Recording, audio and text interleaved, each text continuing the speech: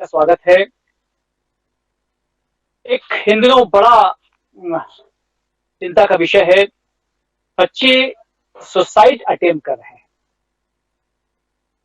बड़े अभी तक करते आए थे, लेकिन इन दिनों लॉकडाउन के बाद में लगातार यदि हम अखबार पढ़ रहे हैं तो हम देखते हैं कि हर एक या दूसरे दिन समाचार हमें बहला देता है कि 14 साल के किसी बच्चे ने सुसाइड कर लिया, और इसलिए कर लिया कि वो उसको किसी ऑनलाइन गेम पर कोई टास्क दिया गया।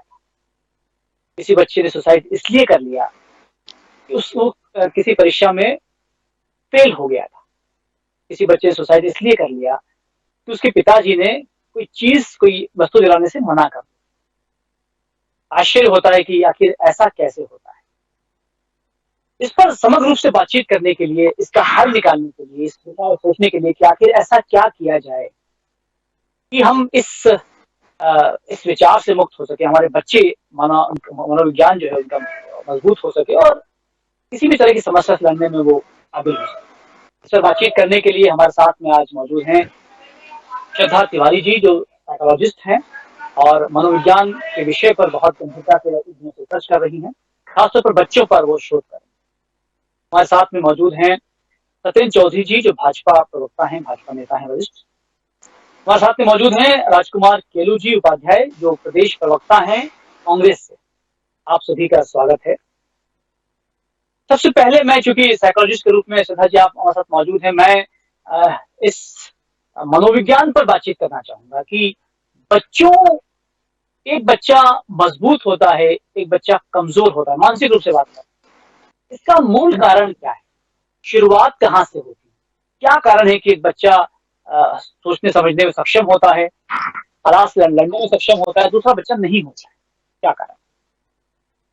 पंकज जी, आपने जो आज ये विषय उठाया है, जिस पर ये बातचीत आपने आयोजित की है, इसके लिए सबसे पहले बहुत आपको धन्यवाद कि साधा न्यूज ने ये पहल की है। ये एक्चुअली एक विषय है ऐसा। पहले तो मैं इस विषय की ये क्यों महत्वपूर्ण है थोड़ा सा प्रकाश में इस पर डालूंगी कि NCRB, national crime records bureau के आंकड़े अगर आप लेटेस्ट उठा के देखेंगे, 1.5 लाख से ज्यादा लोग भारतवर्ष में सुसाइड कमिट करते हैं एक साल में, जिसमें से कि 21.20 21% जो है वो स्टूडेंट कम्युनिटी आती है सुसाइड पे। ये आंकड़ा सिर्फ एनसीआरबी का है। एनसीआरबी मतलब वो डेटा जो पुलिस में रिपोर्ट हुआ है।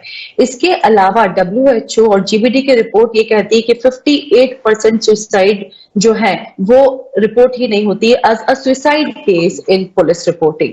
तो ये एक बहुत बड़ा चौंकाने वाला आंकड़ा है, बहुत बड़ा भयानक स्थिति यहाँ पर है। दूसरी बात ये कि सुसाइड की हम बात कर रहे हैं, एक सुसाइड अगर एक कंजर्वेटिव एस्टिमेट की बात करें तो हर एक सुसाइड के पीछे 20 अटेम्प्ट होते हैं जहां पर कोई कोशिश करता है अपनी ही जान लेने की। मतलब अमूमन 3 मिलियन सुसाइड अटेम्प्ट्स इन 1 ईयर, राइट? तो ये एक बहुत बड़ा आंकड़ा है और हम आज इस पर बात कर रहे हैं, चर्चा कर रहे हैं। ये बहुत महत्वपूर्ण विषय है। आपने मुझसे पूछा कि क्या वजह होती है कि बच्चा सुसाइड कर लेता है। पंकज जी, एक बात तो बिल्कुल श्योरली मैं कह सकती हूँ कि कोई भी बच्चा अपनी जान लेना नहीं चाहता। कोई भी बच्चा ये नहीं चाहता कि वो मर जाए और सब कुछ खत्म हो जाए। लेकिन एक स्थिति उसके जीवन में ऐसी आती है जहां उसको लगता है कि लोग उसे समझ नहीं रहे, कुछ ठीक हो नहीं सकता, अब क्या किया जा सकता है, आगे कोई रोशनी की किरण ही नहीं है। ये वो स्थिति होती है जब वो सुसाइड अटेम्प्ट करता है। पर इससे पहले एक बहुत लंबा समय ऐसा होता है जब उस बच्चे को जरूरत होती है कोई मदद कर दे, कोई ऐसा सामने आ जाए जो उसको समझ ले। तो ये जो फेज है, जरूरत है कि यहाँ पर हम लोग जागरूक हों। और हम बच्चों की बात कर रहे हैं। बच्चे सबसे ज्यादा समय जो बिताते हैं वो या तो माता पिता के साथ घर पर बिताते हैं, या स्कूल में बिताते हैं जनरली, या अपने दोस्तों के साथ बिताते हैं। सबसे बड़ी जो जरूरत मुझे महसूस होती है कि बच्चा क्यों कमजोर हो जाता है, हम मेंटल हेल्थ को समझते नहीं है। हम ये नहीं जानते कि ये क्यों जरूरी है और क्या क्या एक बच्चा फील कर रहा होता है। दूसरा, सुसाइड के समय पर, सुसाइड का थॉट आने से पहले ये जो लंबी एक जर्नी होती है, यहाँ पर बहुत सारे रेड फ्लैग्स एक बच्चा दिखा रहा होता है। या तो सुसाइड की बात कर रहा होता है, या तो सोच रहा होता है कि मेरे मरने के बाद क्या होगा। उसकी बातों में हम वो रेड फ्लैग्स पहचान सकते हैं। तो बच्चा कमजोर, कोई भी बच्चा कमजोर नहीं होता, परिस्थितियां उसको, उसका रिस्पॉन्स का जो कोपिंग स्ट्रैटेजी है वो उसको कमजोर बना देती है। उसका ये विश्वास कि मुझे कोई समझेगा नहीं, ये उसको कमजोर बना देता है। बिल्कुल आप सही कह रही हैं। अब बच्चों को समझने में कहीं ना कहीं पेरेंट्स पीछे रह जाते हैं, समाज पीछे रह जाता है, टीचर्स पीछे रह जाते हैं, आसपास के लोग पीछे रह जाते हैं। सचिन चौधरी पंकज जी, जी, जी जी एक जी पॉइंट सचिन और जी बोलिए। ऐड करूंगी, यहाँ पर आगे आ जाती है हमारी एक्सपेक्टेशन बच्चों से। वो जो पहाड़ है वो एक्सपेक्टेशन एक बहुत बड़ा बड़ा है। बड़ा बड़ा part है, बिल्कुल। और ये जी, मैं सोचता हूँ, जब से मैं होश संभाला है मैंने, तब से सुनता आया हूँ कि बच्चों से एक्सपेक्टेशन पेरेंट्स करते हैं, और एक्सपेक्टेशन इतनी ज्यादा हो जाती है कि उसे फुलफिल नहीं कर पाते। पेरेंट्स समझ ही नहीं पाते हैं कि बच्चा किस प्रेशर में आ गया है, और वो क्या गलत कदम उठा सकता है। सत्येंद्र जी, श्रद्धा जी से बातचीत हुई, चूंकि आप एक वरिष्ठ नेता भी हैं और प्रदेश के हालात को अच्छे से समझते हैं, लगातार सुसाइड बढ़ते जा रहे हैं, कोरोना काल के बाद में लगातार बढ़ रहे हैं। आपको क्या लगता है, क्या शिक्षा नीति इस पर, क्या इसका कारण है, क्या सामाजिक परिवेश इसका कारण है, परवरिश कारण है, या कोई और कारण मानते हैं? देखिए पंकज जी, ये विषय बड़ा ज्वलंत विषय है और व्यक्ति के आम जीवन से जुड़ा हुआ विषय भी है, और इसमें कई सारे कारक, किसी एक कारक के ऊपर हम नहीं कह सकते कि एक ही कारण इसके लिए हो सकता है। इसमें अनेकों कारण, मुझे ऐसा लगता है कि अनेकों कारक इसके लिए उत्तरदायी हैं, जिसके कारण से यह समाज के अंदर या हमारे जो परिवारों में बच्चों का और जो प्रौढ़ हैं उनका, इस सब के बीच में एक बड़ा, कहें कि अच्छा बुरा परिवर्तन आया हुआ है। और देश भर का, जैसे आप मेरी मैडम ने बताया, जो एक्सपर्ट हैं मनोविज्ञान में विशारद हैं, तो उन्होंने सही तरीके से विवेचना की कि बहुत सारे जो विषय हैं और पूरे देश के अंदर आ रहा है, इवन दुनिया के सारी देशों के अंदर यह व्याप्त है।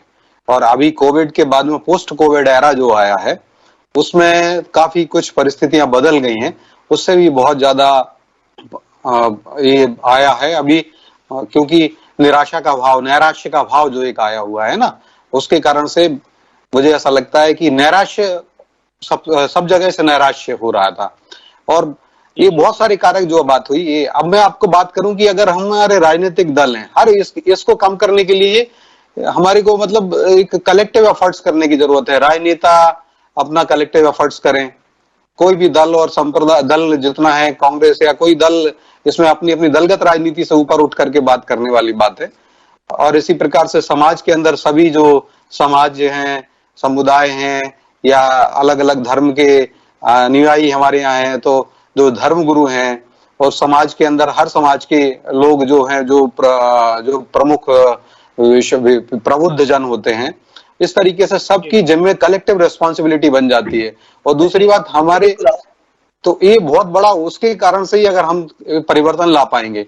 अगर आप कहेंगे पंकज जी, तो कोई भी सरकार, ये किसी भी सरकार के बल में बूते की बात नहीं है कि ये समाज से बुराई को, इसको हटा दे। अच्छा, दूसरी बात मैं कहूँ राजनेताओं की, तो राजनेताओं के अंदर अपने चरित्र में शुद्धि और राजनेताओं को परिपक्व होना बहुत आवश्यक है। और जो गलत, अगर किसी भी दल का भी है, अगर गलत बात हो रही तो गलत को गलत कहना राजनेता को आना चाहिए, और भले ही उससे ही उसके किसी राजनीतिक दल को नुकसान भी पहुंचता है, तब भी क्योंकि उसका संगठन कम होता है। पंकज जी, जो कमी है, जो कमी है वो तो मैं वो पॉइंट बता दूं, राजनेताओं में क्या कमियां हैं। देखिए, राजनेताओं को अपनी दलगत राजनीति से ऊपर उठ के बात करनी पड़ेगी। अभी आप देखिए, अगर एक कानून बना विवाह वाला, जिसमें कि अब बहनों की, जो हमारी बेटियों की जो उम्र है वो 21 वर्ष। जी बिल्कुल, बातचीत करते हैं हम विषय पर। थोड़ा सा हम सुनना चाहेंगे। राजकुमार जी मौजूद है। राजकुमार जी, क्या आपको लगता है कि सामाजिक, जैसा सत्येंद्र जी ने बताया कि सामाजिक कारण भी होते हैं, इसके पारिवारिक कारण भी होते हैं, एक प्रेशर भी होता है, आपको लगता है कि क्या इससे इतर कोई कारण होता है, क्या कोई राजनीतिक कारण भी इसमें आप पाते हैं? देखिए पंकज जी, श्रद्धा जी ने सबसे पहले जो बात कही, मैं उससे बहुत सहमत हूँ कि जो एनसीआरबी की रिपोर्ट और अन्य रिपोर्ट जो हम पुलिस के मामलों को लेकर जो हमारे आंकड़े आते हैं, वह बेहद खौफनाक है अभी वर्तमान स्थिति में। उसके अतिरिक्त भी ऐसे मामले बहुत ज्यादा हो रहे हैं, पर इसकी सारी जिम्मेदारी किसी राजनीतिक दल की नहीं है। इसमें मैं सबसे पहले जिम्मेदारी मानता हूं हमारे सामाजिक परिवेश की। आज जो हमारा एकल प्रणाली हो रही घर की, वो इसमें सबसे ज्यादा दुख, दूसरे को संभाल सकता है, एक दूसरे की पीड़ा, एक दूसरे की भावनाओं को समझने का प्रयास करते हैं। जैसे अगर एक परिवार में 4 लोग हैं, अगर वो चारों अलग अलग है, अपने बच्चों के साथ है, अपने परिवार के साथ है, तो वो अपने मनमौजी है। लेकिन अगर वो चारों एक साथ है, एक जाई है, सामूहिक है, तो वो हो सकता है मेरा बेटा, मेरी बेटी मुझसे बात नहीं कर पा रहा हो, लेकिन मेरे भाई भतीजों से कर ले, मेरे छोटे भाइयों से कर ले, अपनी दादी से कर ले, तो वो अपनी वेदना या अपने कुछ जो इस मामलों को लेकर आत्महत्या की ओर जो कदम उठते हैं, उनको वो थोड़ा सा डगमगा सकता है। इसमें सामूहिकता का एक भाव अगर परिवार का रहेगा तो इसमें बहुत कमी आएगी। दूसरा ये है जी बोलिए। दूसरा एक और महत्वपूर्ण मुद्दा है कि शिक्षा में, जो आज चाहे स्कूली शिक्षा हो या महाविद्यालय शिक्षा हो, उसमें एक विषय मनोविज्ञान का होना अनिवार्य होना चाहिए, जिससे हम बच्चों की भावनाओं से रूबरू हो सकें। वह विषय बहुत ही एक जिम्मेदारी है।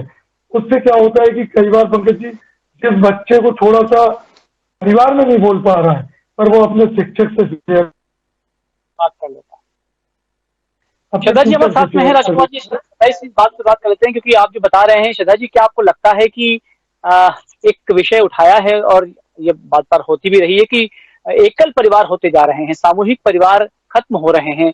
क्या आपको लगता है बतौर मनोवैज्ञानिक कि ये एक बड़ा कारण है? परिवार जब बड़े होते हैं तो बच्चे अपनी बातचीत, कम्युनिकेशन का जो होता है वो दायरा बड़ा होता है, तो परिवार छोटे होते हैं तो उनके पास लोग नहीं होते बातचीत करने के लिए। क्या आपको लगता है कि एक बड़ा कारण माना जा सकता है? बिल्कुल, इसमें कोई दोराहे नहीं है पंकज जी कि ये एक बड़ा कारण है। ये इसलिए बड़ा कारण है कि इसके पीछे हम खुद भी इसको स्टिक नहीं कर सकते, इस बात को पकड़ के नहीं बैठ सकते कि अगर छोटा परिवार है तो वहां पर तो बच्चे सुसाइड करेंगे ही। हम इसके कारणों की तह तक जा सकते हैं। बड़ा परिवार यानी बच्चों को ज्यादा जगह मिलती है अपनी बात कह देने की। माँ डांटती तो शायद चाची सुन ले, तो परिवार में ये माहौल होता है, सब अपने अपने एक्सपीरियंसेस शेयर करते हैं, कोई ना कोई तो सुनता है। आज की डेट में, अगर मैं आज की डेट से जोड़ूं, हम वर्तमान में प्रॉब्लम सॉल्विंग पर हमें काम करना चाहिए। जो एकल परिवार भी है उनको भी ये कोशिश करना चाहिए कि बच्चों के साथ कुछ ऐसा समय बिताएं जब वो अपनी कुछ कहें और हम अपनी कुछ कहें, वो सुनाए हम सुने। ये बहुत जरूरी है। जनरली माँ बाप इतने बिजी रहने लगे हैं आजकल, दोनों ही वर्किंग रहने लगे हैं। जब वो बात करते हैं बच्चों से तो वो ये बात करते हैं, क्या तुमने खाना खाया, क्या तुमने होमवर्क किया, क्या तुमने ये किया, क्या तुमने वो किया। वो खाली समय जहां पर वो ये बताए कि मैं कैसा फील कर रहा हूँ और मैं क्या चाहता हूँ जीवन में, और पिताजी कैसा फील कर रहे हैं, माता जी कैसा फील कर रही, इस तरह की बातचीत अभी खत्म है। अगर इस तरह का जो समय है, ये जो समय है वो बढ़ा दिया जाए तो काफी हद तक सोल्यूशन निकल आएगा। आप क्वालिटी टाइम की स्पेंडिंग की बात कर रही हैं, क्योंकि अक्सर जब शहरी दौर की बात आती है, शहरी लोगों की बात आती है, वर्किंग वुमन की बात आती है, वर्किंग मैन की बात आती है, तो ये शब्द आता है क्वालिटी टाइमिंग का। आपको लगता है कि कम समय में भी क्या हम बच्चों के साथ में वो कम्युनिकेशन स्थापित कर सकते हैं जो ज्यादा समय में हो सकना था? क्वालिटी टाइमिंग आपने बहुत अच्छा वर्ड यूज किया है, लेकिन पंकज जी इसमें मैं कहूंगी कॉन्शियस पेरेंटिंग होना जरूरी है। कॉन्शियस पेरेंटिंग मतलब हम अपने बच्चों के क्या वो कह रहे हैं, क्या वो सुन रहे हैं, वो किस तरीके से रिएक्ट कर रहे हैं, जो पिक्चर में सामने हमें दिख रहा है उससे ऊपर उठ के हम ये समझे कि वो ऐसा क्यों कर रहे हैं, तो ज्यादा बेहतर होगा। इसके लिए जैसे कि अभी बात की गई है कि हमको समझना होगा, सबको आगे आना होगा, बिल्कुल सही बात है। हमको एक गेट कीपर ट्रेनिंग की बहुत ज्यादा जरूरत है, जहां माँ बाप को, शिक्षकों को पता हो कि किस तरीके से बच्चों के साथ डील करना है, वो क्या क्या फील कर सकते हैं और उस समय हमें कैसे रिएक्ट करना है, हमें कैसे रिस्पॉन्ड करना है, इसकी आवश्यकता है। बिल्कुल सही कहा। सत्यन जी, क्या आपसे पूछना चाहूंगा कि क्या आपको लगता है कि जो बच्चा सुसाइड कर रहा है, इस तरह के सेल भी डेवलप हुए हैं, इस तरह के मोटिवेटर भी डेवलप हुए हैं, सामने आए हैं, जो ये कहते हैं कि यदि आपके मन में ख्याल आ रहा है कि अब आपके लिए जीवन बिल्कुल खत्म हो गया है और आप अब जीना नहीं चाहते, तब आप उनसे बात करें। आपको लगता है कि क्या ऐसे वक्त अगर बच्चा किससे बात करेगा तो शायद उसे कोई रास्ता मिल पाए? सत्येंद्र जी। निसंदेह मैं तो कहूं कि नैराश्य में हम तो अपॉर्चुनिटी सर्च करते हैं एडवर्सिटीज में भी, और ये बात सही है, हर व्यक्ति को जीवन को एक चुनौती के तौर पे लेना चाहिए, छोटा बच्चा हो चाहे बड़े व्यक्ति हो, हमारे बड़े भाई बहन हो, सभी के लिए जीवन एक अनंत उत्साह, अनंत ऊर्जा से भरा हुआ, अनंत प्रकाश से भरा हुआ एक जीवन यात्रा होती है। वो एक ऐसे अवसर होता है, और हमें एक छोटे से, जैसा कि ये कई बार हमने जब पढ़ते थे, बचपन में थे तब भी, कि क्या होता है, always search for the temporary solution of a temporary problem, don't go for the permanent solution. Temporary problem, देखिए जीवन में प्रॉब्लम्स आती हैं और जाती हैं, तो we have to search for the temporary solutions, and people are doing what they are doing suicide, committing suicide. तो suicide is the permanent solution of a temporary problem. मैंने ये बचपन में पढ़ा हुआ है कि आत्महत्या जो है एक अस्थायी समस्या का परमानेंट निदान कर दिया आपने, जीवन का अंत कर लिया। तो बाधाएं आती हैं, घिरे प्रलय की घोर घटाएं हैं, पांवों के नीचे अंगारे, सर पर बरसे यदि ज्वालाएं, निज हाथों से हंसते हंसते आग लगाकर जलना होगा और कदम मिलाकर चलना होगा। तो हमें जीवन में इस तरीके का भाव हमें रखना होगा, और जब हम ये रखते हैं जैसे तब हमारा ये जो अच्छी बात, आप मोटिवेशन की बात कर रहे हैं। राजकुमार जी, क्या आपको लगता है कि जो मोटिवेशन के कुछ संवाद उसे पता हो, उसे कहानियां पता हो, उसे अपने परिवार के किस्से पता हो, तो परिवार के लोगों ने वो किस्से साझा किया हो जब वो कोई समस्या आई हो, उन्हें कैसे सुलझाया है, तो आपको लगता है कि बचपन से ही उसे सिखा दिया जाए तो भविष्य में आने वाली किसी भी परिस्थिति से वो घबराएगा नहीं? बिल्कुल ठीक कहा पंकज जी। मैं तीसरी बात यही करना चाह रहा था कि सबसे पहले अपने परिवार में अपने बच्चों को अपनी और अपने पिताजी से जो सुनी चीजें हैं वो अगर आप उनको शेयर करोगे तो उससे उनका मनोबल बहुत बढ़ता है। जैसे मुझे आज लगा कि मैं कम पढ़ पाया, तो मैं बताऊंगा कि मैं क्यों कम पढ़ पाया, मैं परेशानी कैसी होती थी, उस समय हम कैसी परेशानियों से जूझ के कैसे पढ़ पाए, और कितनी परेशानी रही लेकिन हम लोगों ने संघर्ष किया और आगे बढ़े। तो अपने पुराने अनुभव और पुराने पारिवारिक किस्सों को अगर आप बच्चों में रखोगे तो निश्चित रूप से वह भी अपने मनोबल को सबल करेगा और कभी नेगेटिविटी की ओर नहीं जाएगा। जी श्रद्धा जी, बहुत संक्षेप में जानना चाहूंगा कि एक बार आप तो आप क्या कहना चाहेंगी कि बच्चों को किस ढंग से परवरिश दें, बच्चों से किस ढंग से बातचीत करें, बच्चों पेरेंट्स?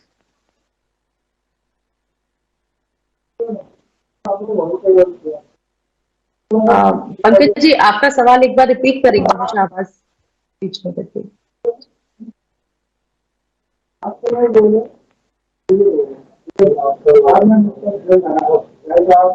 पंकज जी, मेरी आवाज आ रही है आपको? हेलो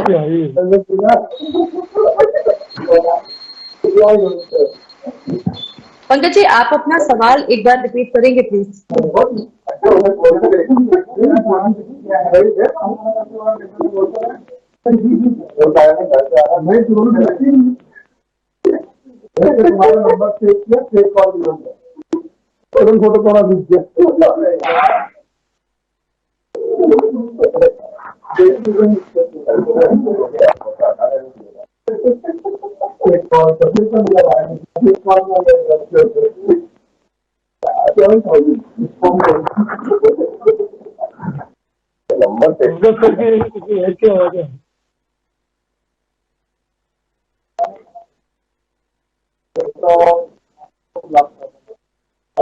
मैं ब्लॉक करने वाला था, मुझे लगा क्योंकि मेरा फोन लॉक हो जाता है, बहुत सारे नंबर का उनके नाम नहीं है, फिर कौन सा ब्लॉक